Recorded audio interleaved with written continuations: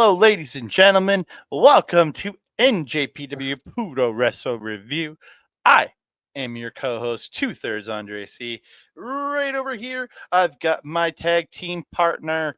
She's the crazy one of the two of us. She's the one that's gonna jump off the really high ladder. It's Melball. How you doing, Melball? I am doing great, but you're just a big old liar over there, aren't you? Out of There the is two of us, no. who would the people imagine to be the one to jump off the ladder? They would imagine Not, you jumping off the ladder. They don't even think I could climb no, the ladder. not my startled ass. There's no way. You'd have to convince me to get in the ring first. You've been in the ring more than I have in a wrestling capacity. Come on, I've taken like 3 bumps in my life. You've actually done full training. I did 2 days. That's more Just for training than just for me. the backyardigans who don't know, that doesn't equate to I can be a professional wrestler. It's more Taking than bumps me. off a ladder. I climb Oh in a my ring, I god. yell shit, and I get the hell out. That's all I do in a wrestling ring. That's all I'd probably do too. How are Oh my you? god. I'm all right. I'm pretty okay. I'm tired. These shows, I've been catching up on shows because I made the mistake of not watching one. Hmm. So now my day has been Oh, catching up on everything.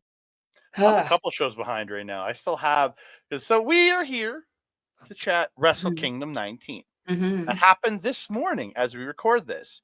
In about an hour and a half is the start of the pre-show for Wrestle Dynasty, and it's only 6:20 here. So about an hour 40 minutes the pre-show for, so we get to watch. I get to watch the show live without having to stay up all night, which is going to be great. I'm Yeah. very happy about this. But I still got to Mhm. watch yesterday's till January 3rd's Mari Gold and Stardom New Year Dream. Both of those I still Mhm. have to watch because again I had to work all day and just And I some had big plans news last came night. out of both of those shows. Oh, so much. I've been Huh. spoiled. I'm completely spoiled on Mario Gold, but I still got to watch it all. And I know of a couple things that came off the Stardom show. So That's fair. That's fair. It's hard to stay away. I mean, we have to be on the socials to keep a nose about everything and all the news and stuff. So yeah, I had a few I things spoiled too. I'm a little sad. I spoil. What happened? I did not. I did. The only thing I was spoiled off for this show, as we were about to talk about, was 19, was the never Openweight title, but it was the ending I expected. So it wasn't really that much of a spoiler. It was just it's just coming true our prediction. And then yeah, I stayed off. I muted the group chat we're in. That's all the wrestling talk. I muted that for the day. So watching the show, so nothing gets spoiled for me.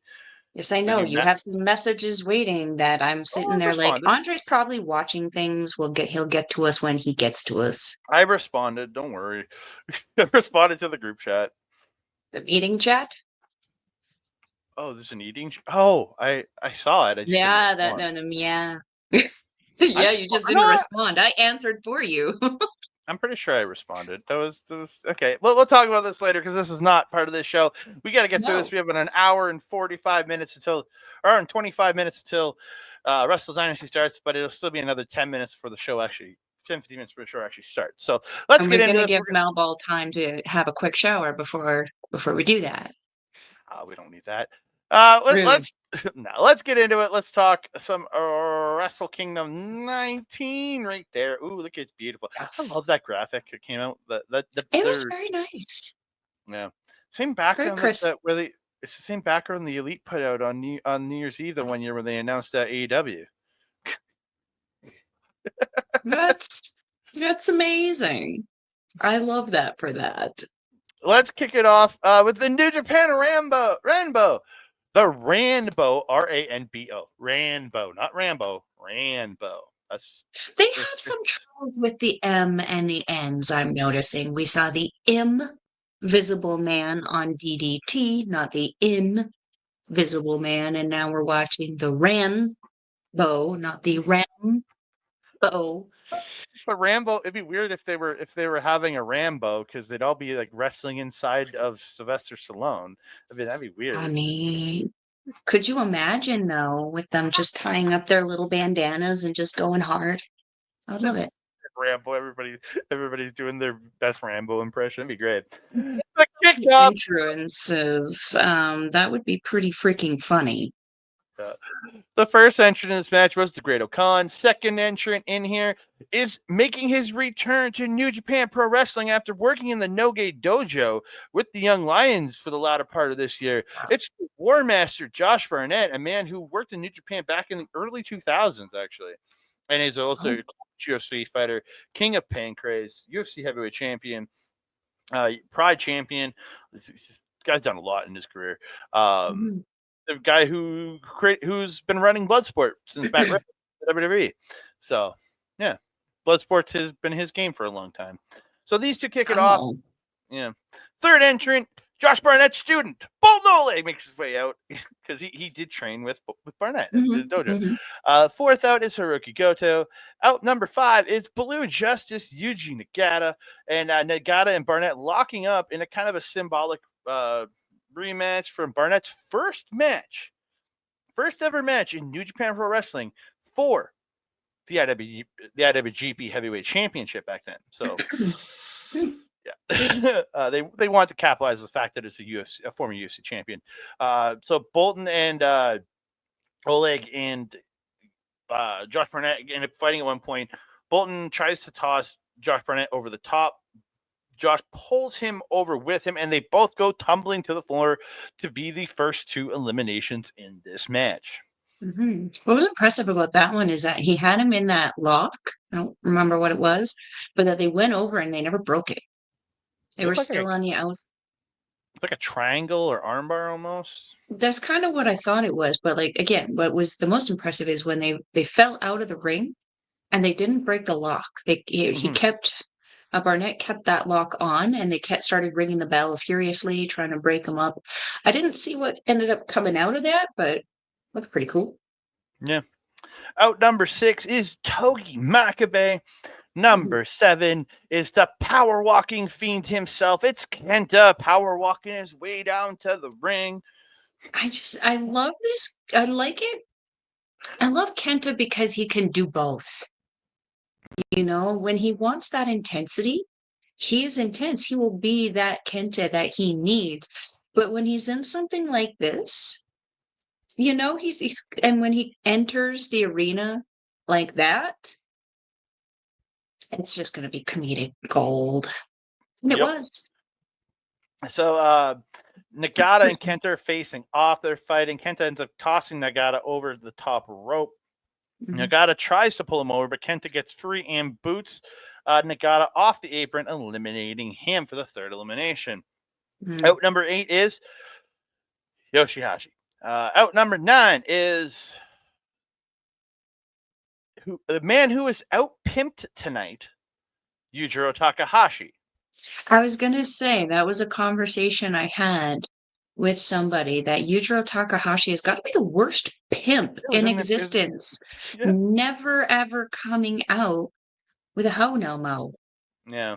And Walker makes a joke about being surprised that they still have Yujiro's singles music on file, saved in the computer. I laughed so hard at that. I didn't hear that comment. That's amazing. Great job, Mr. Walker Stewart. That was amazing. That was a bazinga. Yeah. YOSHI-HASHI trying to eliminate Kenta. He's trying to dump him over, but Yujiro comes from behind to save his stablemate, because technically House Torture is Bullet Club affiliated, and dumps out YOSHI-HASHI, and he is eliminated. Number 4. Out number 10, Toriano. One third of the Openweight champions. Did you notice that as soon as his music started, the announcer started the rambling? 100%. It was so great. And he was still going by the time Yano walked that entire ramp and got into the ring. He was still going. He's got so much shit to announce. It's ridiculous. Yeah. So Yano ends up low bridging Kenta over the top, and then as Yujiro goes to run at Yano ducks out of the way, and Yujiro hits Kenta, sending him to the floor to be eliminated. Number 5. Then Yano immediately rolls up Yujiro to pin him, because there is pins in this match, to eliminate Yujiro. Number 6. So out out comes number 11, Hiroshi Tenzan. And this is where I'm sorry. I love Tenzan from the history perspective, but watching people sell for him now is really hard to suspend the disbelief because he moves so awkwardly. He is a fraction of the size he used to be. You can see that he just doesn't have, like, his chops are like, even when he's swinging as hard as he can, it's like, and it's just, it pains me watching Khan sell for him. Yeah, it was rough. It was rough. It was nostalgic, and the crowd popped. But this was definitely like the whole match overall kind of felt like it's showing off some of the new guys while being able to still give some of the vets a spot on the show. You know what I mean? Mm-hmm. Yeah. I missed writing a entrant here, didn't I? I No, did. not so who? No, I did, because there's an elimination of somebody. Yeah. At some I point haven't here. seen one. Oh no, I talked about Togi Makabe, didn't I? Yeah, Never you mind. did. You I did. did. I'm not crazy. It was just higher up my list. Out Yeah. number 12 was MLW World and Tag Team Champion Satoshi Kojima carrying the tag team title. Why he doesn't carry the world title still bothers me. Hey, you know what? I mean, we knew, well, you didn't, but I knew that there was a promoter here who wouldn't allow certain talents to take certain championships because bitches be tripping. It's And true. it ended up the one time that he let somebody take it. I know this. It I was working it that show. ended up going sideways. So I'm not fully like mad about it but it's Koji. You know? Yeah. What's he gonna do? Put some bread on it? He's not gonna do anything to that belt. He's gonna return it. He's coming Yeah. back. So there's a spot where Kojima's holding Yano. Tenzan goes to the lariat, but Yano ducks out of the way. And Tenzan lariats Kojima, knocking him down. And Yano rolls up Tenzan for the 7th elimination. Yeah. So out number 13 is Tomoaki Hanma. Out number 14 is Cold-Blooded SANADA. A big fall from grace here from last year's main event to this year's Right? pre-show match. I Oof. was thinking the exact same thing when he came out. I was like, well, isn't this an interesting change? Would we consider that a glow up? Because if I'm being honest, I like the character and the attitude a little bit better, especially given what we got in this. It was a lot more personality than we got in the main event last year. Yeah, it wasn't a glow down, but I wouldn't call this a glow up. I would just call this a glow. It was an illumination. It was an illumination. There you go. So Kojima does get the speech off Sonata in the corner. Then Makabe gets up and does 10 punches. This fires Sonata up because he's pissed. And technically, Togi Makabe has never been eliminated from this Rumble because I he was was going to say, he tossed. went through the center. He went through the top and middle rope, but he never came. He went outside. He attacked Khan, but then they just sent him to the back. They Teddy Hearted him. Yeah, they just okay. And then Sonata ends up low blowing Kojima right afterwards and tosses Kojima over the top to eliminate him. So out number 15 is Taichi. And Taichi and Sonata immediately start brawling. They brawl to the floor and all around. Out number 16, Stone Pitbull, Tomohiro Ishii. This is where Hanma and Ishii start with the strikes and the headbutts. And I was like, oh god, not the headbutts, because these are full skull to skull ones. Ishii finishes off Hanma with a brainbuster and pins him to eliminate him.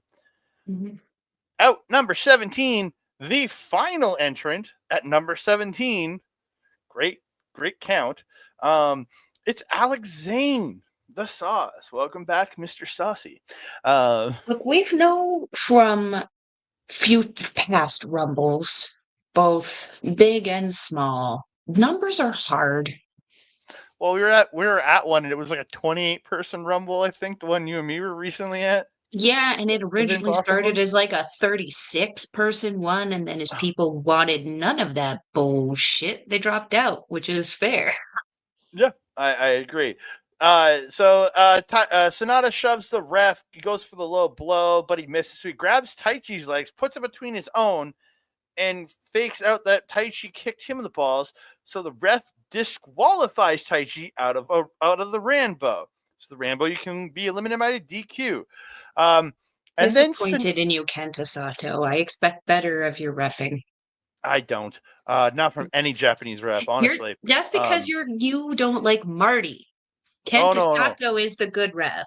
Oh, I'll be yelling to fire a ref tonight. Do not worry.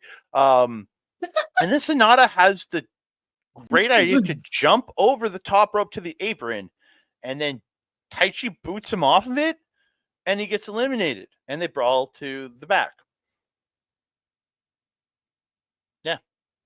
So Zayne has avoided all. He just stood in the corner and let them fight, which was great. He then he drops Goto, hits the springboard double knees, and hits a cinnamon twist to him. Yano runs at Zayne with the corner pad, swinging at him. Zayne ducks, and Yano goes toppling over the top rope and to the floor and is eliminated. So I would call that a self-elimination right there, just like Sanada. It was a self-elimination. Those were both self-elimination. I'll accept it. Khan ends up tossing Ishii and Alex Zayne over the top to the apron. Khan ends up knocking Ishii off the apron, but Zayne does get back in. Goto gets Zayne over the top in the corner. Zayne grabs Goto for Khan to come hit him, but as Khan's running at them, Goto ducks out of the way, and Khan smashes Zayne into the second row. Like, he went towards where the ramp is, but good bit past the barricade. It was a pretty good launch. It was a good yeet. And Zayne is eliminated. So we are down to Hirooki Goto and the Great Khan. Honestly, I can believe for either of these two men to win. It's a plausible final two. So we get a good back and forth between the two. Goto hits a GTR, sends Khan over the top. Khan tries to suplex Goto to the apron, but Goto fights out, and he comes at him with a very hard lariat, sending Khan to the floor, and Hirooki Goto wins the Rambo in 34 minutes and 35 seconds, the second longest match on this show. I'm not gonna lie, it felt like it too. It drug a little bit for me. Because I was having a lot of fun with it at first, but then I'm just like, okay, this is getting a little repetitive, a little redundant for me. When I saw Alex Zayne come in, it brought me back into the match. I was so excited, especially his gear was so different than what we usually see, because usually he's like the bright red with the black or blue accent. And this was the opposite of what we usually see. It was the black with the red accent, which I actually really, really like. Is he heel now, or was that just a, I haven't seen anything that would insinuate.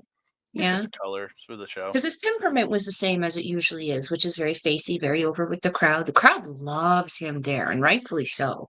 Very, very talented actor. His moveset is so unique, so cool. That was the one person who brought me back into the match. And bless him for making it to the last three, because it made the rest of the match more enjoyable for me. Yeah. As soon as YOSHI-HASHI came out, I was like wanting to flip a table. Yeah, honestly, I think it was like I wasn't even mad when Nagata got in this. But when Makabe showed up in this match, I'm like, oh, we're still gonna get all the old guys. But as soon as Nagata rolled in, I'm like, okay, we're getting old guys that shouldn't even be in this match, because I could believe Josh Barnett could win this. I could believe Boltin Oleg could win this. I could believe Goto, Khan, Kenta, kinda, because they don't. SANADA, Taichi, yeah. SANADA, Taichi, Zayne, I could believe him. 100%. I truly could believe seeing Kojima win this, because he still works at a super high level. Same with Nagata. But like Zayne, I could easily see winning this. Ishii, I could have seen winning this. But like, there's certain guys in here that popped in. I'm like, oh god, why? I mean, Kojima is still going, but did you watch that match I recommended to you? You had a lot to watch. That's why I'm asking. The one with Boltin Oleg. 1-on-1 Boltin Oleg. I haven't seen it yet. Sorry. Oh my god. Oh my god. We're back again. It was. I highly recommend it. highly recommend checking out that match because it had a very interesting ending, but the match itself was just a great traditional classic wrestling match. But when I tell ya, I saw a side of Kojima that I have personally never seen before after the match. You'll know what I mean. You'll get I think you'll get the same feeling I got in that match. But let's get on into the main show. We're 20 minutes in. We have a Yeah. lot to talk about still. So we kicked it off with IWGP Junior Heavyweight Tag Team Tokyo Terror Ladder Match. A lot of words. Intergalactic Jet Setters, Kevin Knight and Kushida versus Catch 22's Francesco, Akira, and TJP versus the Ichiban Sweet Boys, Kosei, Fujita, and Robbie Eagles versus the Bullet Club War Dogs, Clark Connors, and Drilla Moloney. War Dogs coming out with doing a better job pimping than Yujiro because they had 4 ladies with them. They were maybe hot as hell too. But maybe they called Yujiro to get them. You never know. It could have been. Could called Yujiro. I don't think the War Dogs are that close with House of Torture no more. The fur coats they were wearing in their silver gear. So cool. Yeah. Catch 22 out with like I guess like Daft Punk or like Squid Game style masks. I know that they're popular in something. I couldn't tell you what, but yeah, Akira's kind of looked like it had the face with the green circle and the ears, and then some little tentacle dreadlock things. Yeah. And then it was really cool. Yeah. Ichiban Sweet Boys just rolling out, just looking like normal dudes. So I was like, okay. And then the champs coming out in just purple. I was like, Melball colors. I dig it. I'm like, I guess Melball's on sharing for them tonight. Okay. Oh, hell no. I mean, I much love to them. I love them a lot, but hell no. Taiji Ishimori is on the commentary team for this match. Everyone's brawling. There's a great spot where Knight and the Ichiban Sweet Boys go to hit Knight with the ladder together. He hops over. Kushida drop kicks the ladder into them, and then Knight does his jumping frog splash onto the ladder, hurting himself just as much as the opponents. What the hell? Yeah, that was my first note too. That's perfect. Yeah. Later in the match, there's a perfect timing spot with that the Jetters try to do to Drilla through a table on the floor, but Kushida ends up getting tossed over the barricade, and Knight is taken out. They angle a table at ringside, and Drilla picks up Kushida, runs to the table, jumps to go and land on it, but kicks it forward. Drilla killing Kushida straight into the floor. Yeah, that was I kind of like, because it still looked great. The Drilla Killer is a devastating move, one of the most devastating in New Japan this year. He took care of a lot of people with that move. But yeah, when he was running in, he just kind of booted the chair, even though Connors was holding it. He booted the chair with enough force the table, that when it was slanted like this, it just ended up back straight against the barricade. I kind of wish that the camera was anywhere but where it was, because it still would have looked great. But seeing that, and you can see a bit of disappointment on the face of Drilla, I was like, I wanted to go through the table. And if you look at same. when they replayed it, they replayed it from behind Drilla, and it looked like he murdered him. Like he just went right, he just smacked him on the table and then fell over, and the table didn't break. It was just the initial showing. It was just like, damn it. TJP real quick, just before, so I want to try to keep this shorter, try to throw my spots in between, because we always have the similar spots. Yeah, go ahead. Similar spots. I think it was a Jeep flip that Connor did when he was similar spot with Knight and Kushida.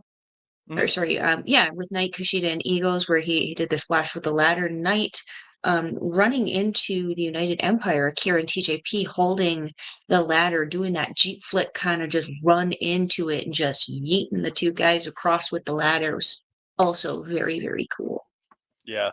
TJP stops a full clip through the table to Akira through the table. They take out Connors. Drilla gets put on the table, and TJP gets Akira on his shoulders for the take a picture. Electric senton off of the apron, off of TJP's shoulders through Drilla on a table on the floor. That looked painful. Yeah. There's so much going on. At this point, they're only 5 minutes in. Yeah. Also want to note, TJP has some really cool face paint on under his cool little electronic entry thing. I think leaning more into his Aswan character and the leader kind of status there. And I also really appreciate how Akira and TJP, they were wearing gear very, very similar to each other, as they always do, but they had those subtle differences that made the gear just them.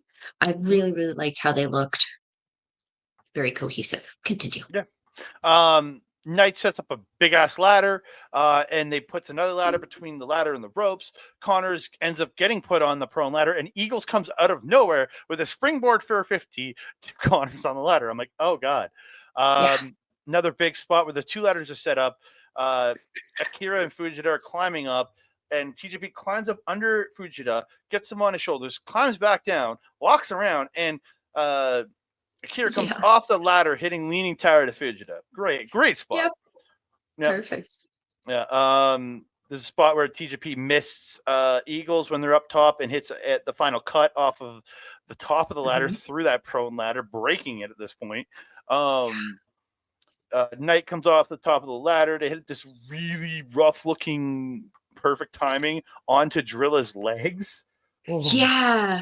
And like, again, I wish the camera angle was anywhere but, because despite getting Drilla's feet, it looked underwhelming from the camera angle that we had. When they showed it from a lower level, it looked better. Because it was at a different angle, not right on the spot, and it was perfection. Yeah. It was perfection Yeah. from the other angle. Yeah, it's Yeah. crazy.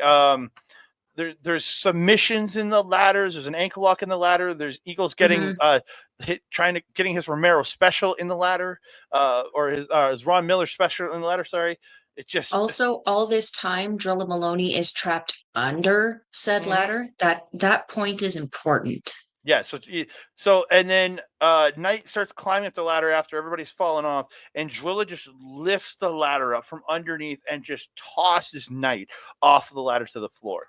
Just crazy shit. Crazy strength. That's how you get abs in your back. Drilla and TJP are up. They're fighting. TJP knocks Drilla off. Eagles comes up. He's fighting with TJP. Fujita and Akira then come up put a ladder beside them, climb up. They're all up top. They're all brawling. Was it Eagles kicks TJP off the top? Akira kicks Eagles off the top. They fight over the ladder.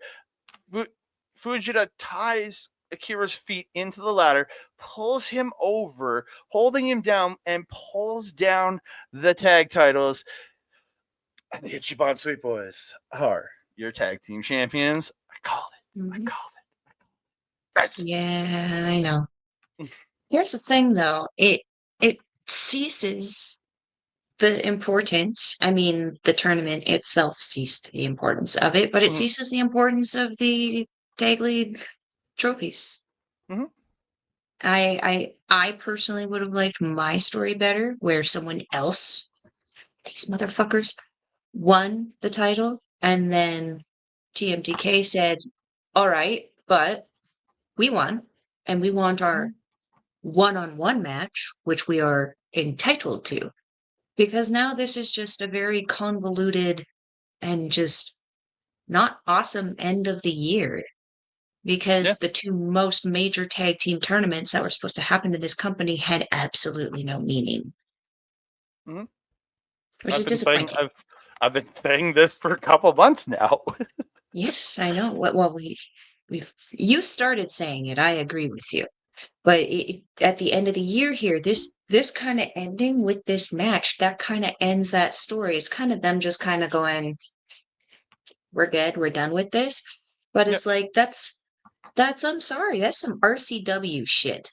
That's some, dementia level amnesia forgetfulness that New Japan is not known for. We don't do that here, kind of thing. So I mean, I'm not mad about it. Not overly as happy as you are about it, but I'm not mad about it. Because in this situation, there was no wrong answer. No. But this side of the picture were, as I mentioned to you before coming on here, the two teams that held up this division for the entire entire year, not just the end of it, like the ones you're pointing to. They deserve it because they won they won the tag league. They deserve this title. What they deserve is a one-on-one match with the other people who had the titles so that they can appropriately show off everything that they have been doing this year. And I don't feel that they 100% got agree. this in this match. I felt because they knew the result of this match that the team that won it didn't get as much clout or show in it as they should have, considering they won it. They Yeah. gave these guys and Jet Setters quite a lot in this one. But you can note when we're going through it, there's not a lot of stuff where the TMDK guys are doing this stuff. They're taking a lot of it, but there wasn't a ton of spots where we said they did a lot of it, except at the end there where they were doing the tremendous technicality on the ladders. But Yep. again, I personally would have liked to see these guys not win and then boast a singles match, a tag match, which essentially would be a singles match between the two teams, to be able to allow them to show off why even more they deserve those titles. Plus, it would extend the story a little bit more, which Japan is hurting for badly. I honestly, because they still have the trophies. They can be like, well, we get a tag title match. They could have waved it around, but now their tag title match goes out the window. So yeah, because they're the champs now. So yeah, we move on. And my boys holding the belts. There we go. So we move on. IWGP Women's Championship match: Mayu Iwatani versus Azumi. Momo Watanabe at ringside on Japanese commentary. She will be competing tomorrow night in the International Women's Cup 4-Way, with the winner getting a shot at any of the championships in any of the 4 promotions they so choose. Yeah. I don't know if I heard the name right, but it's a Stardom ref. Bars Sasaki is the referee assigned to this match, I think is what he's the one who the crowd really, really likes over there. Oh yeah, but I'm just saying I don't know his. I heard Sasaki, but I think they said Bars. I'm like, that's a cool name, I guess. Lots of brawling at the start. Mayu spin kick. They're going back and forth. Each not quite high speed, but closer to high speed. It's like a brawling, like a heavy moves high speed. I guess everybody hitting bigger, more solid moves. Mayu ends up rolling to the outside at one point. Azumi runs up, climbing up the corner, and dives over the corner post to Mayu Iwatani on the floor. There's an out of the corner. Just really good back and forth with these two. Mayu hits a super kick, hops up to the top, but her foot gets kicked out from under her. Azumi hops up to the top, and Triavo stomps her, which looked just phenomenal. Azumi back to the top, and she hits the coup de grace, but only gets 2. They're both trading kicks. Azumi hits this beautiful looking roundhouse. Mayu responds with a super kick. They both go down. Just crazy shit here. So Mayu gets drop kick in the corner. She goes to the top, hits a missile drop kick, goes back up, misses the moonsault, and Azumi hits a spin kick to the face. Now we hit 5 minutes.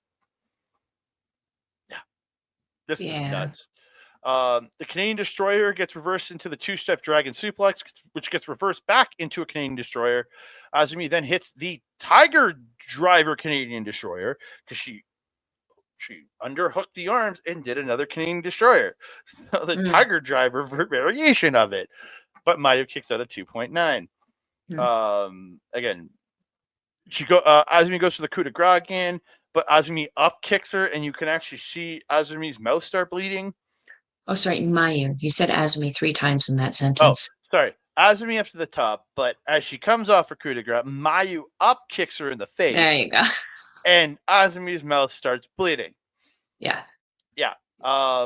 Crazy shit. Zumi Sushi. They're going back and forth with kicks and Germans and Mayu wanting that 2-step dragon, but Azumi rolls her up for 2. Mayu stops the Mystica into a tombstone pile driver. She goes to the top, hits the moonsault, but Azumi kicks out at like 2.999. She then picks up Azumi, 2-step dragon suplex, and Mayu Iwatani retains the championship. In the shortest match of the night.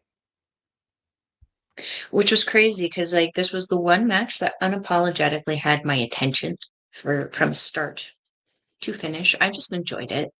I Me didn't too. take a whole ton of notes. So the only thing I have to say on this, okay, a few things. I call it the Neo Kitty. The Neo Kitty entrance gear that Asumi had for this show was just so cool with the neon lights and the ears. And I love her new gear and her new aesthetic since joining Neo Genesis.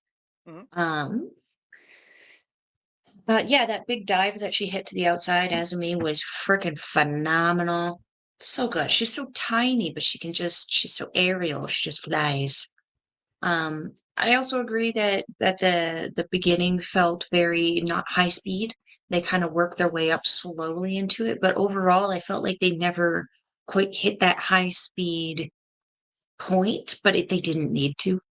I felt that everything that they did filled the time perfectly. They were able to. I felt if they did too much more, that it would have been too much. It would have felt like a disingenuous match, if that makes sense. Mhm. Last thing I wanted to say was, what was that thing that she did? Was it the Tiger Driver that you thought?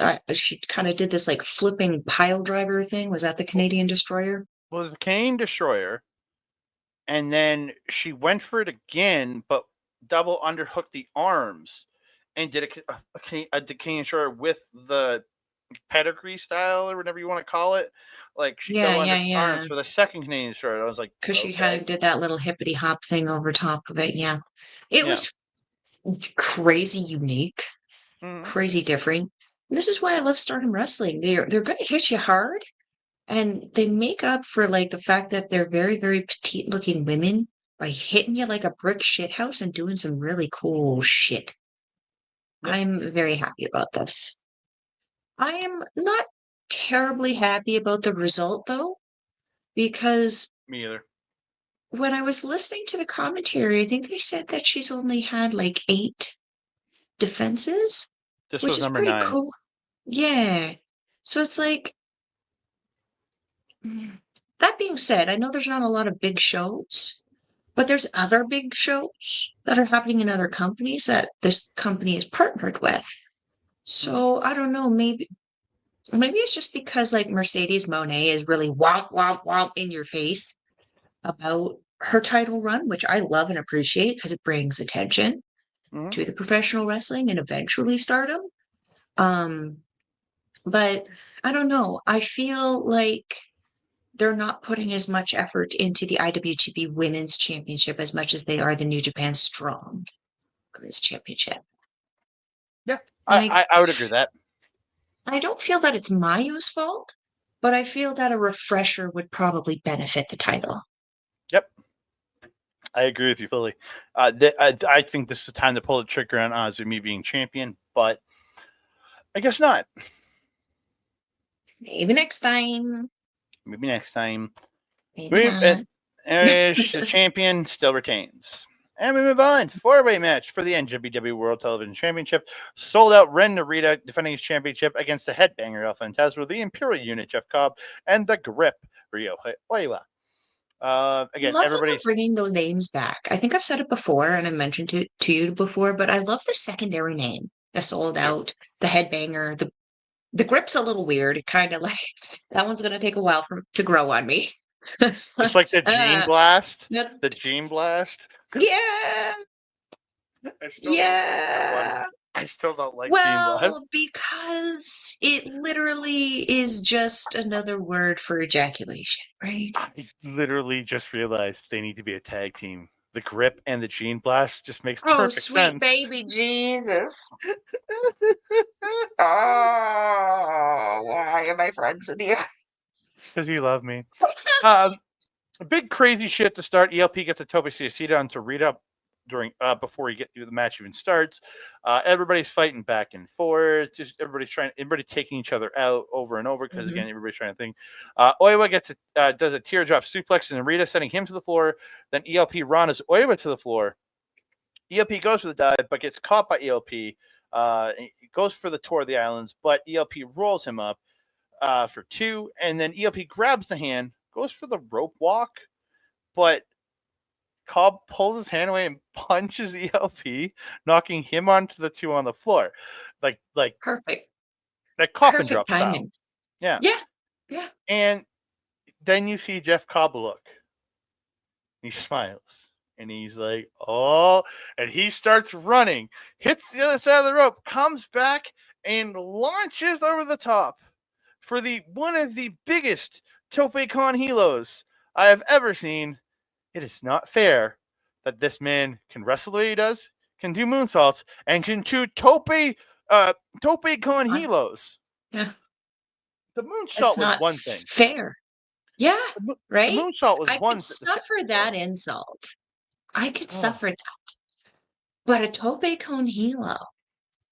And he landed it. He stuck the landing and pretty much ta-da! Mm-hmm. Gymnastics, ta-da! To the crowd. It was freaking phenomenal. Mm-hmm. Yeah, more brawling of all the people in here. Narita at one point, like after he takes people out, gets the push-up bar, but Jado takes it away from him. He gets attacked by all three, gets hit with sudden death. The other three are brawling. ELP gets sudden death to Oiwa. ELP gets Scott springboarding. Cobb hits the beautiful F5000, but Oiwa breaks that pin. Oiwa misses the grip, but he ends up hitting a regular lariat to Cobb, and he tries to lift him. Can't.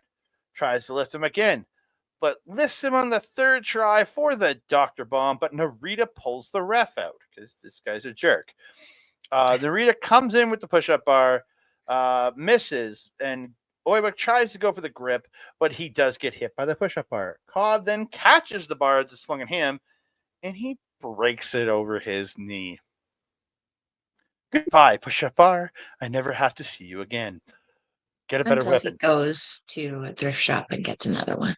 Just get a better weapon. Narita goes for a double cross. As he jumps, he's caught and flipped into a tour of the islands. 1, 2, off the springboard with the swanton as ELP breaking up the pin.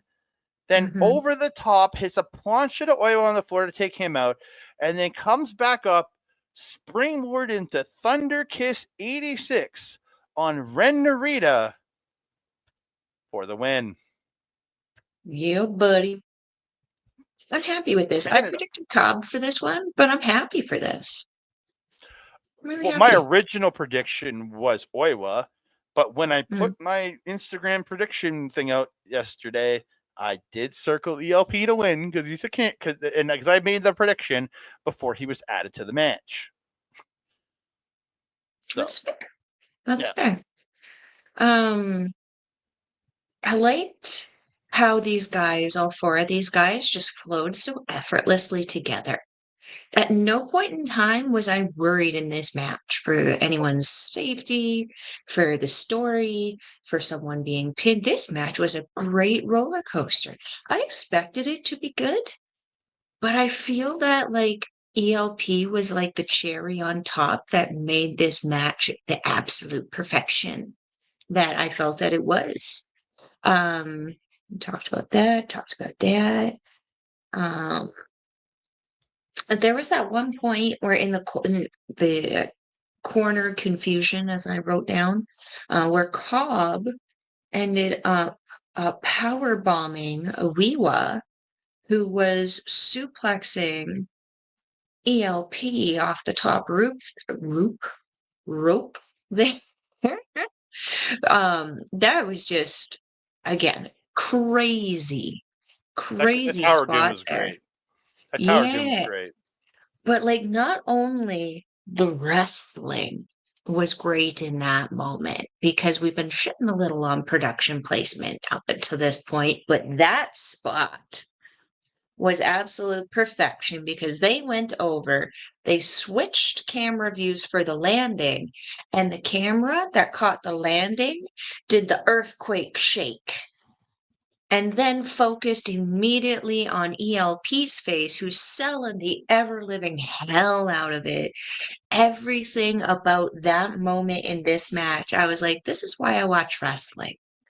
That moment right there was so perfect from start to finish for everything that I needed it to be. I loved it. Sudden Death by ELP Onawiwa was heavy. That was the one that I actually wrote down. That one looked really stiff. Um, Springboard Crossbody, Dr. Bomb. Okay, after when the push-up bar, after it came into play, did you notice the bruise on Owiwa's face? He got caught. Right under his chin, from the tip of his chin to the back of the jaw, the whole thing was very purple. He got nailed. These are the risks of the job, but man, he still kept going.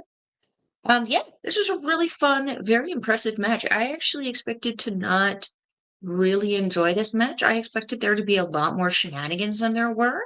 I am so happy that there wasn't, because it made this match so enjoyable. It was the perfect combination of heels and faces. Yeah, I agree. From this match, we go to a shenanigan match. Oh boy. I have one note on this. I'm not really going to talk too much in this. Lumberjack death match, Hirooki Tanahashi versus Evil. Evil actually getting a kind of cool entrance with this keyboardist all shrouded in dark, playing the intro to his theme. Then his theme kicks in over the loudspeaker. I thought it was really cool. He's out with his lumberjacks, Yujiro, Sho, Yoshinobu Kanemaru, and the Little Dick. Then the Ace rolls out and is looking fly as always. Out with Team Ace or Team Tanahashi, whatever you want to call them, Master Wato, Boltin, Oleg, Toriano. Not surprised with those two because those are his tag team partners as the 6-man champs, and Tiger Mask. Yeah, not surprising. So Team Hantai Chaos. Team Ace. Team Hantai Chaos. Yeah, Team Ace. Again, this match was everything you expect it to be. Lots of bullshit. These guys are getting tossed out. House of Torch attacking Tanahashi a bunch. Evil's biting the leg of Tanahashi at one point to keep him, when he tried to skin the cat back in. He bit his calf. I was like, what are you doing? Yeah. They spray paint Wato's chest with which HOT, and it didn't even look right. It just looked like a bunch of scribbles. I didn't realize it was until later. I thought it was Japanese font. Yeah, it was supposed to be Didn't HOT. know what was happening. I just thought it was some kind of, but it's supposed to say HOT, but I don't know. It's their second language. We'll let it go. Evil does the home run spot with a chair around Tana's neck, hitting to the fences. The ref gets beat up. We get addicted at contact. Team Ace tries to take out. The ref, in his defense, he got beat up from the one note that I actually took, which was Sakamoto actually getting involved when Evil was grabbing onto him. He was trying to Tanahashi was trying to do something to Evil. Evil grabs Sakamoto, and Sakamoto goes, "Fuck this shit." And he cuffed Evil. Oh, yeah. And Tana fed him into a sling blade, I think it was, after that point. Mm-hmm. Yeah, that was why the ref got taken out, because the ref laid hands on Evil, and House of Torture took offense. Yeah, Kenta Sato eventually takes over as the ref in this match. He gets we get Tana hits, and everything is ace in this match. Falls in with a dragon suplex on a sling blade, only gets 2. He gets aces high. He goes up, but the ref gets pushed into the ropes, which crotches Tanahashi. Powder gets thrown in his face. Evil gets a superplex. Darkness falls, only gets 2. Darkness Scorpion, but Evil eventually breaks the hold because Tana won't submit. Again, there's so much bullshit in this match. End of this, Evil lariats Tanahashi. Tanahashi slaps him. Evil hits another lariat, picks him up. Everything is Evil. And I literally go, you're not ending this here, seriously. But Tanahashi immediately small packages him for the win. Yeah. And then it's not over, because House of Torture immediately rushed the ring. And they all brawl. And Team Ace is in there. And Togo goes for the garrote, but a hooded figure enters the ring chasing off House of Torture. It is revealed to be the return of Katsuyori Shibata. I honestly didn't know if he would actually get to show up here or not because there was some bad blood when he left. But he's back. I mean, yes, there was.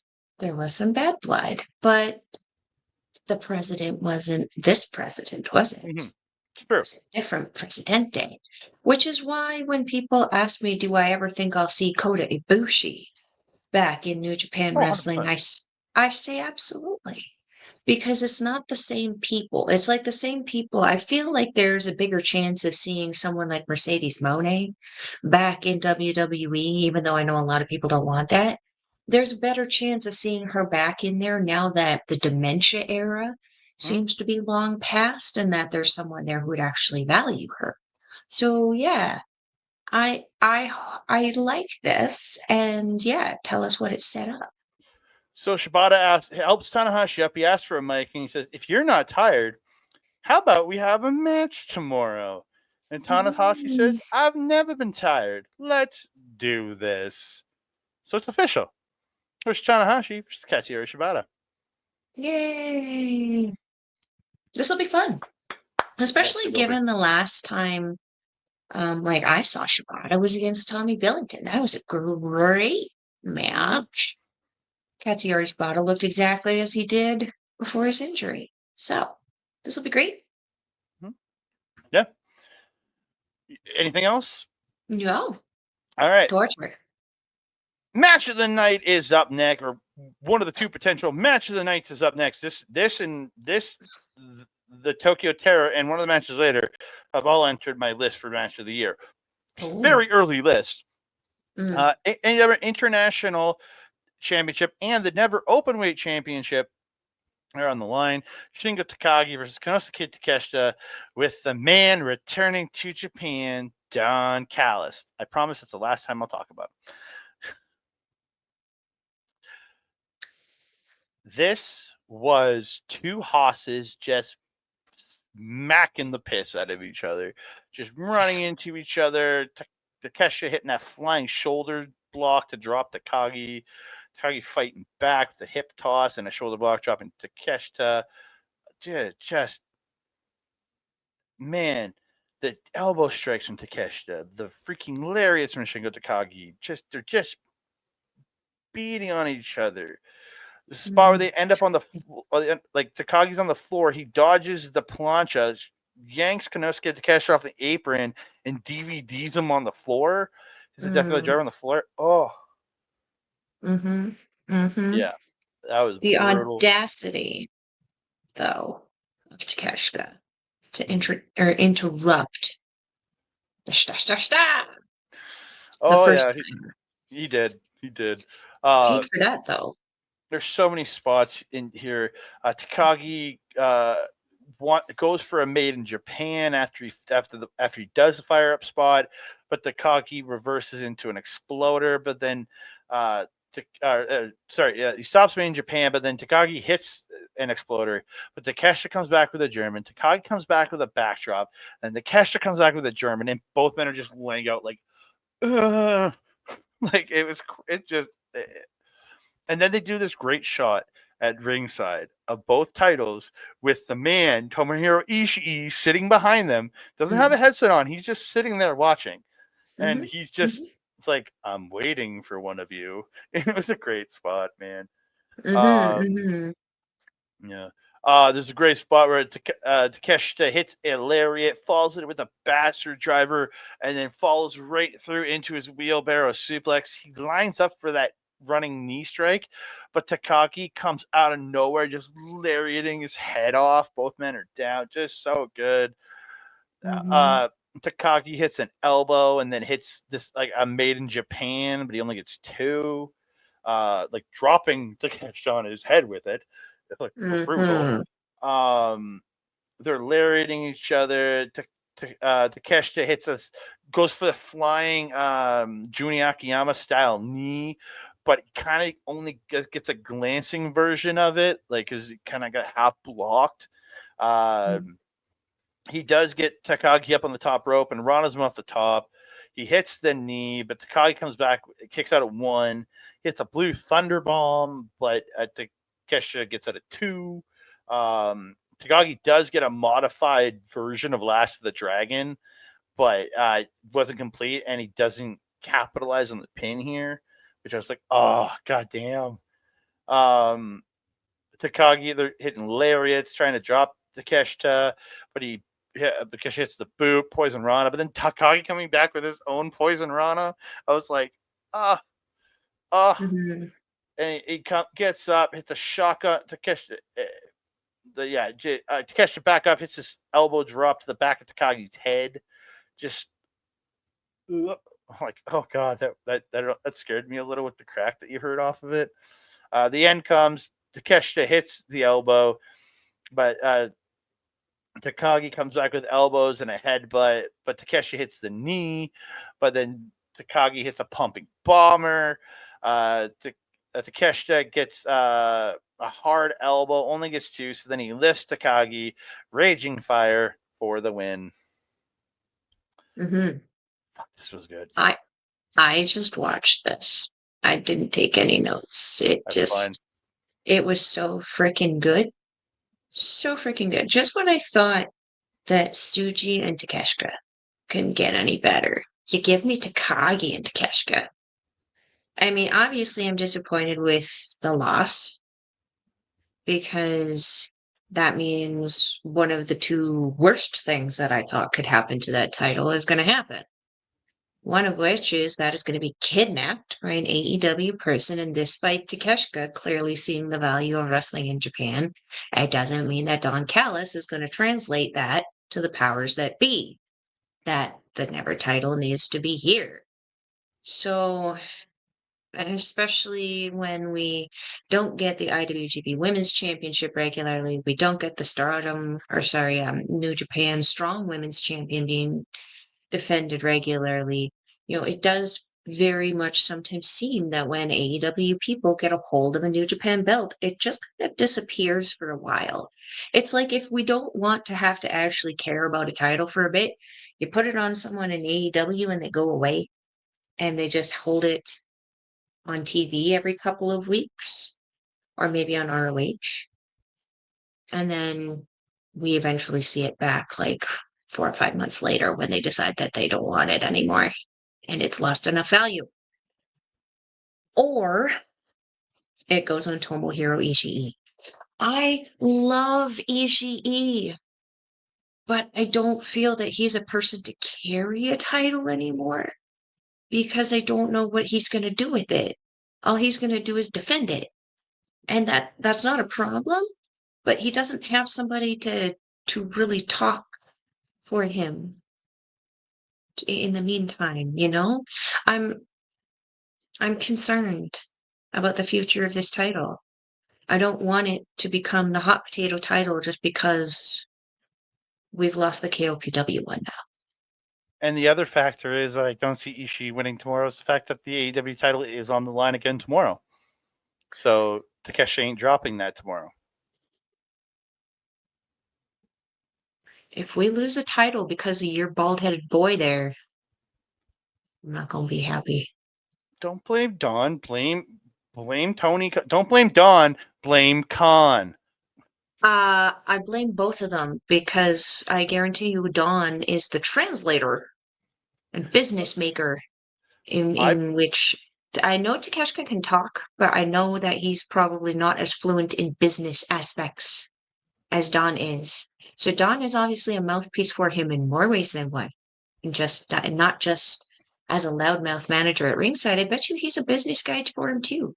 I really hope again that they see the value in sending him over here and defending this title and it's AEW one, because let's be honest, AEW kind of needs the marketing too. They should be filling those stadiums. So maybe Takeshita can be the one to do it for him. Hopefully. But I don't want to have to sacrifice our titles to do it. Yeah, I agree. We move on. IWGP Junior Heavyweight Championship match is Doki defending against El Desperado.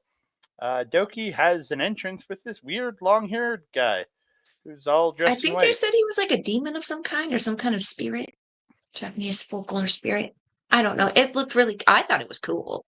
Looked like he had freaking I was very headbang. confused. I was very confused. I thought it was Doki at first, and then I Doki did appeared. too, and I was like, "Why "What?" isn't he wearing shoes?"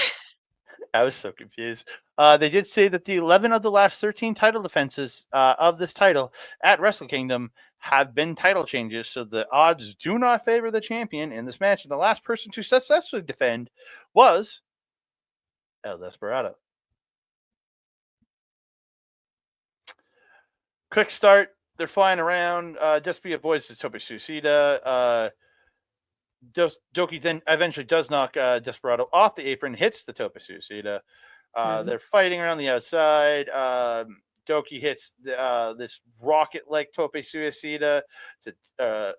Despy hits to Doki on the floor after he ran him into the barricade. And he hits the barricade with his legs, and I was scared that he just Eddie Kingston himself, but he didn't. Thank God.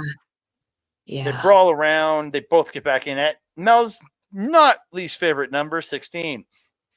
They're smacking each other really hard. Doki hits an enziguri. Desperado reverses a whip into a spine buster.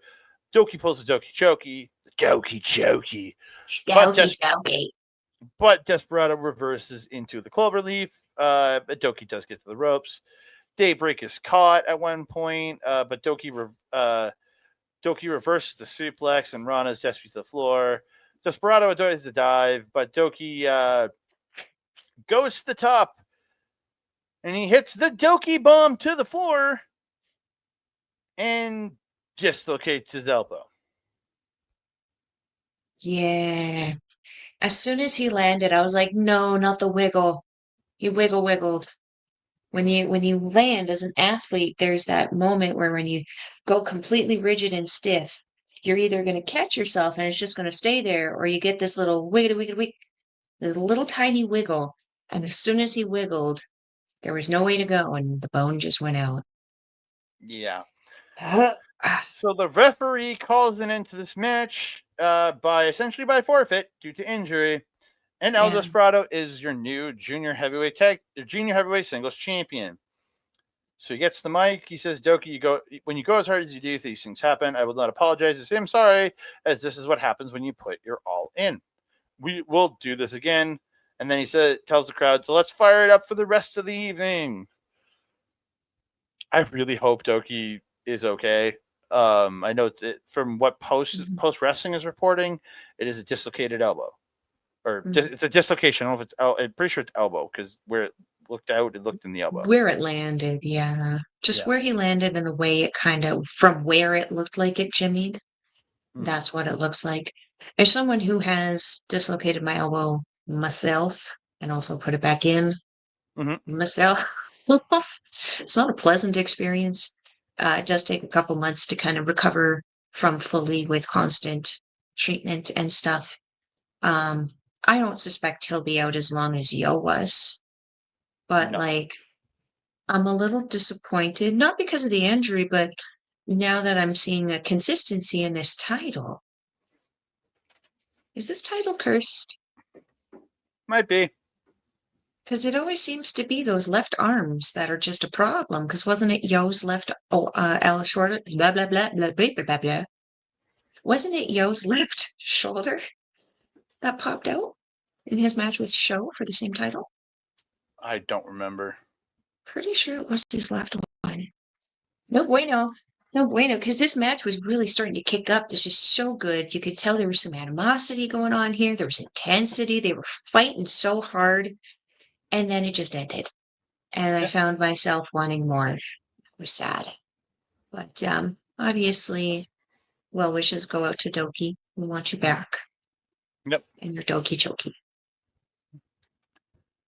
We move on. IWGP Global Heavyweight Championship match. It is the Boss Dog, David Finlay, with Goto, taking on the Gene Blast, Yota Tsuji. Tsuji out here looking like Carmen Sandiego. I'm sorry, the hat. That was the hat. There's the freaking hat. I can't even. I can't deny it. I can't deny it because I thought the same thing. Finlay coming out, taking a page out of one Mr. Carl Anderson's playbook, but he actually has a real chain gun and he fires it across. Yeah, yeah. The comments I was seeing the most online about it was very Duke Nukem of him. Yes, the Duke Nukem style gun. Like it's Yeah. just a big, outrageous looking gun. Yeah. Yeah, yeah. It was perfect. It was Um, perfect. And then also the accenting on his coat. Did you see? The belt and everything were like mm, bullet chains. yep. So cool. So freaking cool. Anyway. Yeah. Again, these two just start beating the piss out of each other, Hmm. going back and forth. Finlay is fighting, but he gets caught with a tilt-a-whirl backbreaker at one point. Tsuji gets the tope suicida to Finlay on the floor, goes for it, but Finlay catches him and runs him into the barricade. Tsuji avoids getting run to the post, but Finlay smashes him into the barricade again. That just looked rough as hell. Yeah. Finlay does get a back barricade in the ring and attacking Tsuji. There's so much fighting in here. There's a salmon splash from Tsuji at one point. Love that. Tsuji ends up running Finlay to the floor, hits the Fosbury flop over the top to Finlay on the floor. That was just beauty. So good. They were fighting around at ringside at one point. They end up in the announcers area. Finlay clears the table, hits an Irish curse through the table. Hmm. But Tsuji does make it back in at Mel's favorite number, 19. Did he? I thought it was 18. No, it was 19. I heard the 19 Damn count, it. so I laughed. I'm like, haha, I can write it down. Rude. Rude. It's 18, I don't care. If it's like 16 or 15, I can say it's not your least favorite number, and 19 is your favorite. Do some cardio. Move faster. So Finlay gets in control. He hits a suplex immediately, gets an elbow in the corner, but Tsuji comes right back, suplexing Finlay into the corner. Uh, uh, uh, Tsuji gets Finlay up at the top. He gets knocked off. He comes back up with an enziguri, goes up, goes for the Rana, but gets power bombed off the top for two. Then Hmm. Finlay does one of the most impressive feats I've seen him do. He just lifts him up, Dominator, lifts him up, second Dominator, lifts him up, third Dominator, but only gets two. I was like, holy crap. Yeah. These two just, again, there's an overkill attempt. Tsuji ends up rolling him up. Just so many good stuff. The knee strikes in here. The Marla crash misses. Finlay hits a power bomb, then a buckle bomb, then another power Mhm. bomb into a jackknife pin. But Tsuji kicking out like 2.9999. She just finally gets the Rana into the corner and the running knee to the face. Hits Marlo crash, but only gets two. Great reversal of the Gene Blaster here into a cutter by Finlay. Just Mhm. great spot. And then he hits Trash Bandit into Oblivion, but he only gets two. The overkill gets stopped. Finlay gets his own Gene Blaster. Overkills, reverse into a stunner. Tsuji hits a Gene Blaster, but Finlay gets a foot in the ropes. And I'm like, oh my God. Like, this is just perfection. So the finish comes. Tsuji with these big strikes. Finlay responding. Tsuji hits a headbutt. He hits the dropping him. He hits the curb stomp. Lines up a Gene Blaster, but gets caught into like a gator roll. And Finlay lifts up, hits overkill, but only gets two. And the announcer saying this might be the first time somebody's kicked out of overkill because this has been a very protective move for David Mhm. Finlay. People kick out of Trash Panda into Oblivion and everything else, but this move has been protected, Mhm. which is kind of perfect for a big match like this. For somebody to finally get that kick out means something here. Unlike an Os Cutter, like my fun. I love him, but he does. Everybody kicks out of that now. Finlay gets a black slide, lifts him and rolls it through and lifts him up, goes for overkill, but the knee gets caught. Tsuji gets a pop up into a knee, hits the power bomb, 3-point stance. Gene Blaster. And we have a new global heavyweight champion in Yota Tsuji. Told you. I called him too. Told you. Yeah, this was awesome. Mhm. Uh-huh. This was also, aesthetically speaking, my favorite gear from David Finlay. The Yeah. camo and black accents with the War Dog logo. Mm-hmm. It was so cool. Perfect evolution gear for him. Um, I love that little sequence that Suji does with the hook, the pull down, and then the curb stomp. It's just the 1, 2, 3, boom. I love it. You know what I'm talking about, right? That you made a confused Yeah, face. it's the back. No, I was looking at something else on my screen. Sorry, I was scrolling to find something, but I was listening to you because where he hits the backbreaker, slams him face first down, and then stomps his head into the ground. Mm-hmm. Yeah. Mm-hmm. Yep. Finlay avoiding Tsuji's first tope and then tossing him into the apron was really cool. Just because it wasn't so perfect as it would have been, for example, for someone like Jeff Cobb, who would have just perfectly caught him and just yeet. There was a little bit of a struggle and a runaround where everything just looked so perfectly natural, organic in the moment. It worked out really, really nicely. Um, Backbreakers by Finlay. I'm really noticing that seems to be his go-to, just in general, just backbreakers in general that he does are so vicious and so mean and just so good. I really enjoy watching them. Um, okay, Salmon Splash, the Try Dominator and then the Try Bomb kind of thing. Noticing that Finlay really likes those threes. Mm-hmm. Kind of does things in threes now, and I'm kind of digging it because if the first one doesn't work, if the second one doesn't work, then you know the third one hypothetically should. Unfortunately, that wasn't the case when it came to Tsuji. Um, I love how Finley's character work has evolved, especially in the last half of this year, even though he was absent for a chunk of it.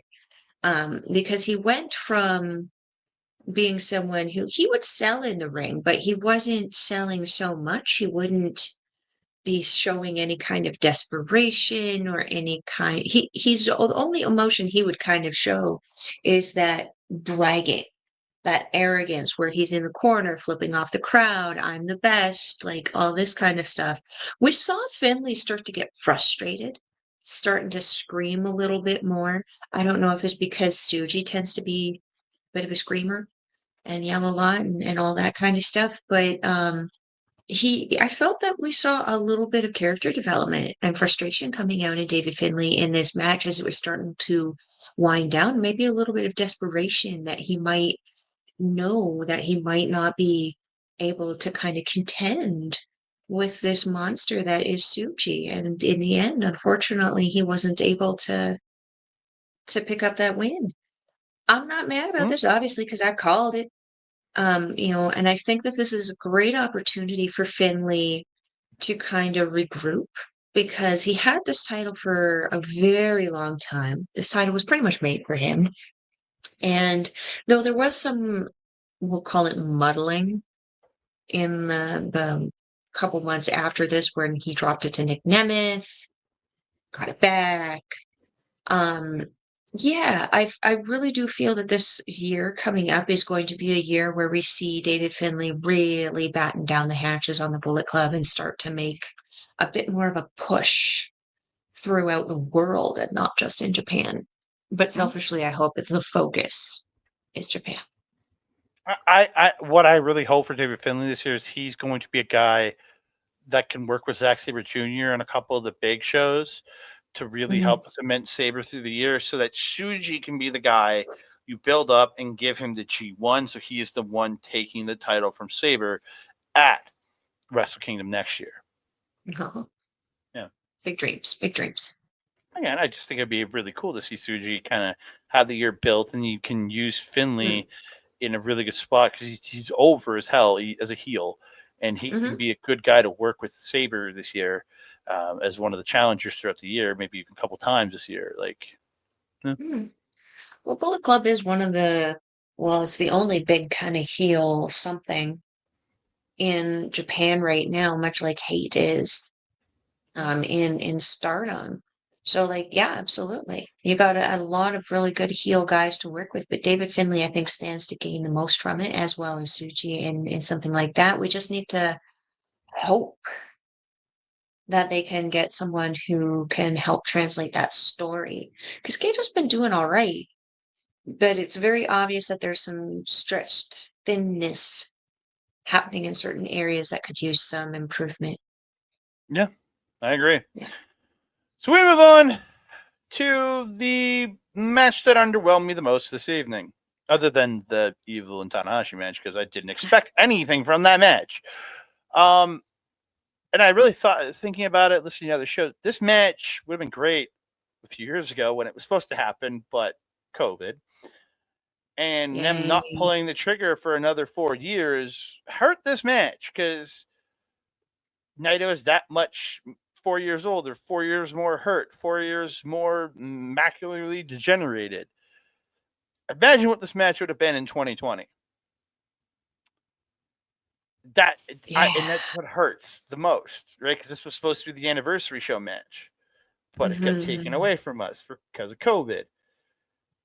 And just waiting for so long. Again, I thought this match was good. It was a good match. Mm. And like Hiromu, like having to fight up from under throughout the match, like really Naito really controlling early on.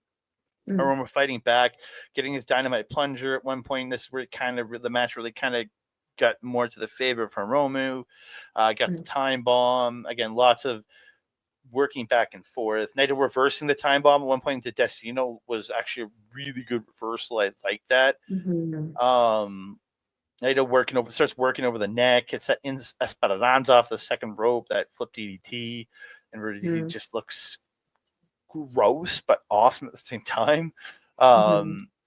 He does hit a Destino, but only gets 2. Hits another Destino, or goes for another Destino, gets reversed into time bomb for 2.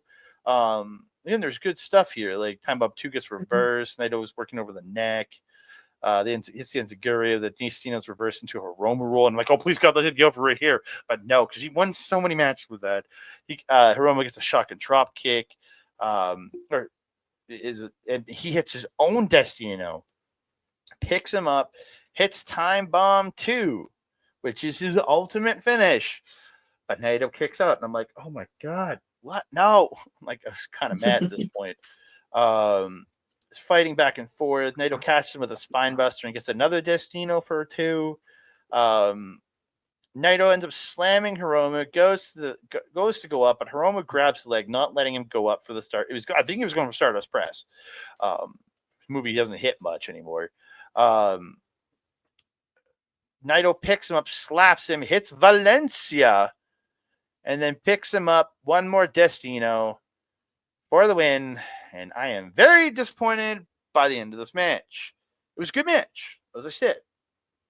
This should have been Hiromu taking over, becoming the new leader of the team for the guy who's has already taken a step back and become the new star of the heavyweight division, but he's still the little brother in the end. And something also that they kept mentioning on commentary was that Hiromu was very close to like losing his job in New Japan. Naito took a chance on him and stuff. It's like they were really kind of playing it on commentary too, like Hiromu was going to pick up a win here. And to be honest, based on how Japanese kind of their sentimentality is very different than ours. Like when we retire somebody, it's typically a young guy taking on the old guy retiring, and here the young guy falls because the old guy gets one last hoorah before retiring, right? Whereas in Japan, they kind of have the mentality of the guy's not continuing to wrestle because he's capable. The guy is retiring because now the young generation is taking over. So we saw this like with Liger and Hiromu, where Hiromu retired Jushin Thunder Liger. And in a winning, battle for Hiromu there. So like what does this ending tell us? I'm not entirely sure yet. For me, this wasn't really an option because this leaves a lot of confusion because now, like, this is where you're supposed to wrap stories and start stories. And there was a wrapping, but I'm not quite sure where we go from here, kind of thing. That being said, I don't have any notes on the actual match itself. I just have a few things I thought were cool and I wanted to mention. The first is these guys' entrance. Hiromu'd. That was just Yeah. And like to be fair, when he first came out, he didn't even have that head hole. He was just kind of walking blindly. He pulled out the hole, and then nearly lost the head on the entrance ramp. Oh, sorry. Andre, come on now. You said it. You're the one who thought it the way that it was not intended to be understood.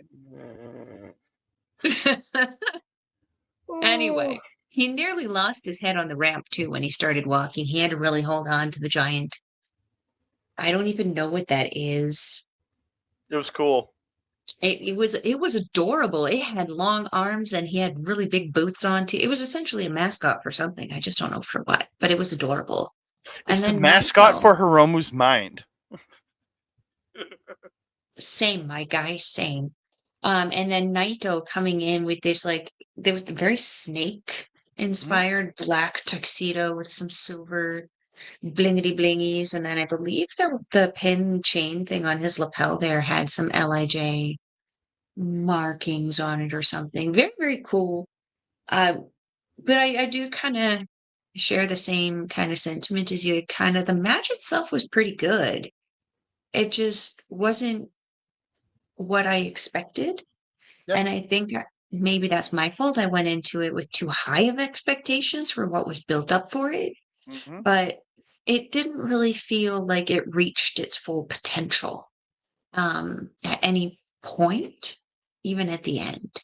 I will Yeah. say though that I really did appreciate the little heartwarming thing that they did afterwards, where Naito was standing there waiting for the fist bump, and he stood there a good hot minute, waiting for Hiromu to kind of recover, and then crawled his way up Naito before falling down again, and then finally getting up, doing the fist bump. I expected Naito to honestly pull the pump away, fist bump away. I was like, he's gonna Honestly, struggle and then pull away right at the last second and leave Hiromu screaming in the ring like, I actually expected it a little different because remember there was that House of Torture tease during the World Tag League for Hiromu. Uh, like there's a little tease of him betraying Naito, but he didn't. Obviously, I was expecting him to get up, go for the fist, and then just kick Naito in the dick and just walk away. I expected that. I was gonna say, don't expect House of Torture. That would be too convoluted. That'd be the third time someone just abandons people for a House of Torture job. Thank you. Next. Yeah, I don't think anybody truly wants that, but I don't know if he's going to abandon for House of Torture, but I figured he was going to kick him in the dick just to fucking get his heat back or something. I mean, it would be hard because both of these guys are such crowd favorites. Hmm. Yeah, I don't know. I just yeah, but it did was announced later on after the show. It's now a three-way match for the IWGP Tag Team Championships, and it is Khan and Jeff Cobb versus the Young Bucks versus the men cashing in their World Tag League victory. So that the Tag League now matters again. So I am not as mad at the Tag League anymore. Hiromu Takahashi and Naito are in this match. No, I'm still mad. Oh, I'm so I'm mad the still mad. Bucks are there, but I'm just They shouldn't be, because if we're no. going to the legitimacy of the tournament, Naito and Hiromu are entitled to a Singles match. opportunity at the champions. There is no champion, so they have to wait for there to be a champion, They in chose. my They opinion. chose. They chose. They chose to cash their opportunity in to get in this match. They chose this. I know, and it's not smart. No, not at all. Why you guys do that for? Because we know, like, even doing my predictions, I wish I knew that Jeff Cobb was in there, because that's who I thought was going to be in there anyway. But you made me think otherwise, so I held off. I actually predicted Hiromu and Naito winning this one because anybody but the fracking Bucks is if we're losing the never open weight title because Takeshita is going to be taking it, and we know that that's going to be a kidnap belt. I don't want it to be, but I have to kind of go into it thinking it's going to be so that I'm not disappointed when it is. But to have the idea that our tag championships, which is the championships we need to be focusing on building right now because our tag division sucks.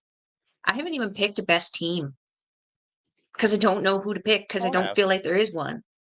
I have. It's really easy. I It's the know team that was you do, champions for but most of the year. anyway, I don't know how I feel about this. This hurts my heart. Yeah. Let's hurry up so we can go watch it. Main event time, IWGP Heavyweight Championship match. I am not going to go through this. I enjoyed this match. It was good. It was a really good match. I think Umino looked really good in here. Again, Yeah. Sabre makes everybody look like a goddamn superstar. You can make a brew. Yeah. He could make me look like a competent wrestler. Like, He could that's how good wrestle Sabre is. the Invisible Man on DDT and have an incredible match. It would be 5 stars, and I would enjoy that. But this match, well, I enjoyed very good, went too long. I agree. This match came in at 43 minutes and 44 seconds. Oh my God, I didn't know that. It was long. Honestly, this should have been a maybe just over 30-minute match. Yeah. There was a bunch of fluff in here that could have taken. I still really enjoy this match, but its length took away from it for me. Mm-hmm. And Mm-hmm. it honestly, if this was about 12 minutes shorter, it might have entered one of my best matches of the year category. Oh. But I because expected it too. I did too. But it's a really good match. But compared to the other 3 matches on this show that I put on my list, it's not quite there. The ending makes me happy, but I got to look at it from a certain perspective of it was good. It was a really good match, but I can't say a really good match was my match of the year because I think at least 2 of these matches on this show were better than it. And I love me some Zack Sabre Jr. Again, good match. I thought chain wrestling between these two was good. Both men's fire, because the more this match went, the more Sabre got fired up, the more Umino got fired up. These two were just killing each other. And like before I knew it, 15 minutes had passed. I was like, oh my God. And then I heard the 25-minute call. I'm like, oh my God, this is great. I'm like, okay. And then I heard 30 minutes. And then I heard 35 minutes. And I was like, okay. Okay. I think I know why I didn't know it was this long. Why? I was on a phone call at this point while watching the show. So again, I had the TV on mute. These two were beating the living piss out of each other. Like there were so many good spots. Like again, they were doing such good stuff. It just there's so much in this match. And there's one particular spot. Umino is stomping the head of Sabre in the ropes. It happens. And the ref comes over to pull him off. And he grabs the ref, his father, and throws him across the ring. That should have been a disqualification. So red shoes, should fire red shoes. He's not doing his job properly. That should have been a DQ. He's favoring his son. There was also the spot where he'd been in the hold and he legitimately, eyes closed, was doing nothing. That should have ended. But again, I'll let that one go. But this was an obvious disqualification for throwing the ref across the ring blatantly. Fire red shoes.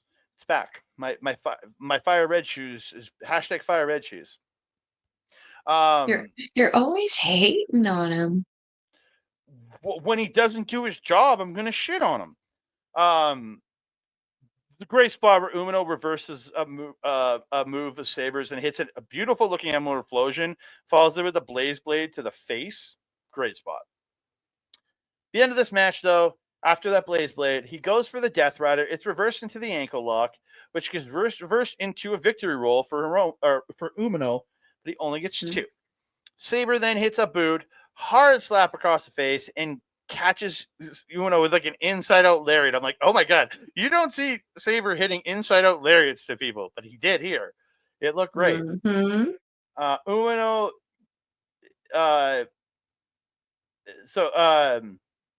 Umino comes back with his own inside-out lariat, taking out Sabre. He lines up in the corner. As Sabre gets up, he runs, but his ankle gives out, and Sabre runs over and just kicks him in the face, picks him up. Zack Driver only gets 2, so he picks him up. All hail the king. The All Hail the King Gotch style power driver. Shout out to his mentor, Minoru Suzuki. Picks him up. Saber driver, which is the cross leg Michinoku driver. And Zack Sabre Jr. retains the championship. Yes. New music Honestly, for him too. Umino was not ready for this title. I don't care what anybody wants to say. He was not ready for this belt. But he did a really And good not job in this just match. because we have to emphasize for the sake of Andre's excitement. He's not saying that because he's a mark for Zack Sabre Jr. He's not. Because Zack Sabre Jr. I am. You are, yes, you are, but you're not saying that just simply because. We have been noting this lack of evolution from Shota Umino since his return over a year ago. It's not, he's not ready. He's not making the right growth in the right direction because he's still got these like weird little micro feuds going on throughout everything. I mean, this whole thing going on with who are they? I was calling them the tadpoles for a bit because I didn't know The who are Death they. Riders. Death Riders. Yeah, them. He's still Which kind good of got this. culmination of tonight. We get him versus Claudio tonight. Yes, I know. Let me get it out. We've seen him still kind of feuding with these guys and feuding with Zack, and there's been zero growth. Usually in these kind of big feuds with people who, like Zack Sabre Jr., who is trying to piss you off. He's trying to get in your face. He's begging you to converse with him. And then you have someone like the tadpoles, like the Moxley and Claudio, and who else is in that group? Wheeler? Yuta, and Pac is there, but he's been gone for the last month because he's been over Well, in even England. still, all of these people are all, Marina Shafir is in there. They're all characters, is the point that I'm getting at. And especially Moxley, very fracking loud. Very, very loud, charismatic individual, as much as I hate to admit it, because I'm not a big Mox fan. But he's working with literally the best people to develop a character with. And there has been a very staunch, feet in the ground, arms crossed, 2-year-old child going, no, I don't wanna. As we've been dealing with the same Shota, who looks like Tana and has the haircut of Naito and wrestles like Mox. We need to know who Shota is. And I hope after tonight, going into the new year, we maybe see Shota, because I personally want to see Shota lose tonight. I feel like he's going to win, but I feel like if he takes a loss to Claudio, that we might see him kind of go, what do I need to do? I need to go do something. And I hope he takes a couple months away to either just chill for a little bit, fit and rest his hip, his ankle a little bit more, and train, and then sit down with a stylist and just be like, what can you do for me, honey? And create something new. I need to see Shota Umino. I need to see what it is that he thinks that he can be. Because Red right shoes. now, Needs red shoes. I wouldn't be mad about that. Make a gimmick out of it. Bring your dad into it and make it a funny little thing. I don't care. Like, have that midlife crisis that Okada had before he left. Remember with the balloons and shit? Have that. Why the fuck not? Be the mental breakdown guy. Bring public awareness to things. Start dressing up like Pookie Death. I don't know. Steal another gimmick. Andre would appreciate that. I'm sure he probably thinks Shota's a bit of a clown.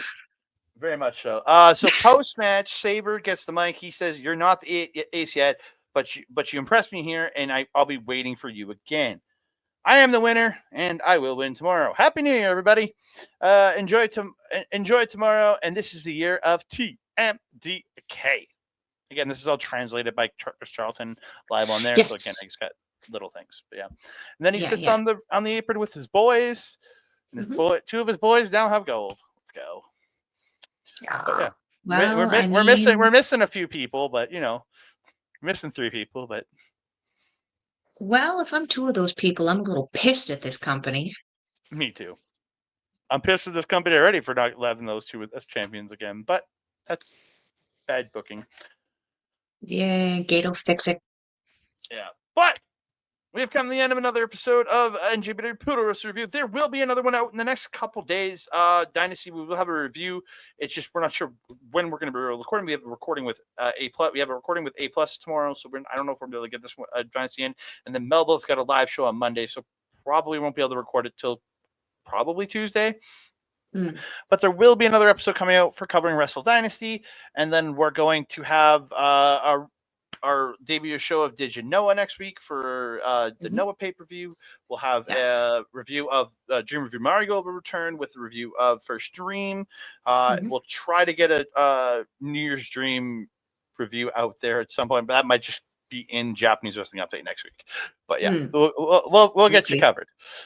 We'll get you covered. So, you can find me on the X and Blue Sky at That Canada Guy, TikTok, Instagram, and Threads at That Canada Dude. You can find me on Facebook at Andre Melball Wrestling Talk and our YouTube page, youtube.com/@Andre Melball Wrestling Talk. You can also find us over on our partners, A+ Productions, where you can hear us all in audio form. And please go over to aplusproductions.com to get the RSS feed for the wrestling. And you can also get their sports feed and their entertainment feed. Well, you can also go to Facebook and join the A+ Productions Facebook page and chime in with a bunch of great people. So, you can find me on our local establishment on Twitch and YouTube. Come check us out over there. Japanese Wrestling Update on Friday. I'll be there Sunday morning. I guess it'll already been passed when you hear this episode. There every Sunday for the prediction show, whatever it'll be after the season's over. I'll be back on Japanese Wrestling Update on Friday with Melball Chat Wrestling. And Marvel Talk, lots of that coming. And one more shout out, Mike the Ref, youtube.com/@backburger video, simulcasting all of our stuff. Thank you so much, sir. You can see him live on Twitch at twitch.tv/Mike the Ref for his gaming content and his AEW watch alongs. You can see replays of his gaming content at youtube.com/@backbreaker_gaming. Melball, where can they find you? If you're wanting to follow a Melball, you can follow her on the X thing at Collins Melball. You can follow her on everything else, Facebook, Instagram, TikTok, Mastodon, and Blue Sky at Melball Collins. You can also find me on our local establishment programming, as Andre mentioned, Japanese Wrestling Update every Friday at 8 p.m. Mountain Time. Unless it's not, we'll let you know on social media. I will be on Mondays on our local establishment with the Women's Classic Wrestling Show with the talented, natural Astrid Pizarro and the beautiful Auntie Collins, where we are currently reviewing the Mae Young Classic from 2017. We have just entered round 2, second round 2 now, so I believe it's episode 6. So we will be reviewing that on Monday, so come on down 8 p.m. Mountain Time to hear that. What else? You can also find me on Astro Pizarro's YouTube channel where we do our show, Ladies Wrestling Showcase. Stay tuned to our socials to see when that bad boy is coming out next. If you're wanting to watch any NJPW, we will leave a link in the description box below. It is njpwworld.com. It is, how much is it now, Andre? $14.50 Canadian. So, 15 Canadian, so Sean's beers and a half. Like What 10 the American. frick was this? Broken Heart. No, this is broken. What is it?